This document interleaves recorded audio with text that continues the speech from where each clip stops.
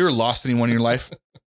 Man. Okay. Yes. Rhetorical. I bet you could have, but yes. People. So I lost a lot of people as well. And the most common thing people do when they lose someone is, what could I have done differently? Right. There's a stage where it's like that guilt stage. First, it's like, what could I have done? And then you try to understand them. And then you go, I would have said and done this. So you go through all that. And then sometimes it's family. When it's a friend, it's different. Sometimes it's family. Sometimes it's like a really close friend that is family.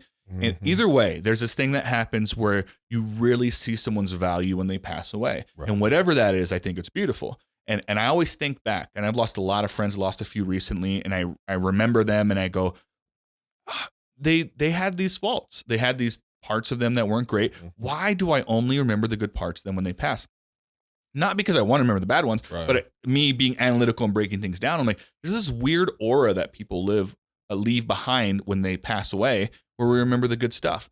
How do we capture that while they're still alive? And I never want to be the guy, because I hope that through the podcast, through being a parent one day, through being a good sibling to my brothers and sisters now, through being a good husband to my wife, I always think, how do I leave them that kind of impact without dying? Like, how could I make that same impact while still being alive? And so I think of moments like that. How do you teach someone without putting them in that position? I don't know. I like to think that you just kind of exactly what you said. Like you're always going to take care of people, but then giving them a little note or a little side thing about like, this is what it means to me. I like to think as people mature, they'll figure it out. But honestly, I don't know. I'm 32. Like, I don't have this figured out. I'm only guessing. But I do know I'd really, really want or would like to capture that feeling of being impactful while still alive. Like, I don't know. But you are impactful. Like I just had my best friend, JB, my best friend, JB, his pops just passed, and they had their ceremony on Facebook. And because his pops lived in Canada, but he had his family in LA. And so they captured the whole celebration of his passing on social media, on the it's like a Zoom or like on the Zoom. So there was like 100 people on the Zoom, and I'm one of them. And when I tell you, they captured the beauty, like I learned so much through watching that, and it was like a 3-hour ceremony of people sharing their thoughts about his father, the experiences they had with his father, but most importantly, they captured who his father was.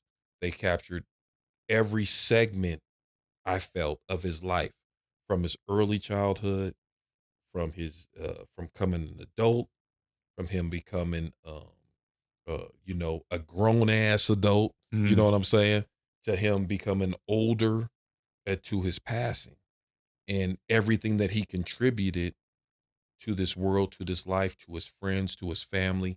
It was an amazing thing to see. To answer your question, it doesn't stop. Like, you're 32 years old, it doesn't stop. You're contributing. Like, you're contributing. What I saw from that thing, and like there was 100 people on that, and everyone started sharing their experience with this individual, and sharing their thoughts, sharing how he made them feel at a certain time. And it was amazing for me. I'm supporting my guy. I ain't saying nothing. Like I met his father, and I didn't feel comfortable. I felt comfortable sharing my thoughts, but I wanted to listen to what everyone else was sharing. And it was amazing to me to hear how he impacted everybody's lives. And that was so important for me to hear. And I learned so much from that, dude, what you're doing is huge.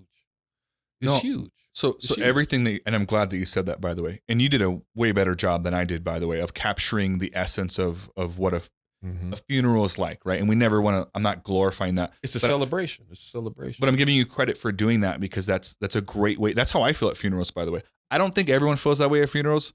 So that shows a lot about your character. Yeah. It shows that it's a good friend, but I feel that way. My question was, is there a way to capture something, that same feeling? Tell me you didn't sit around and remember him that way when he was alive. You didn't, because naturally you have no reason to do that. So you're saying, can you capture that being alive? Yes. Like, what I took from that is, man, acknowledge everybody that you know and how you feel about right now while they're here. So almost like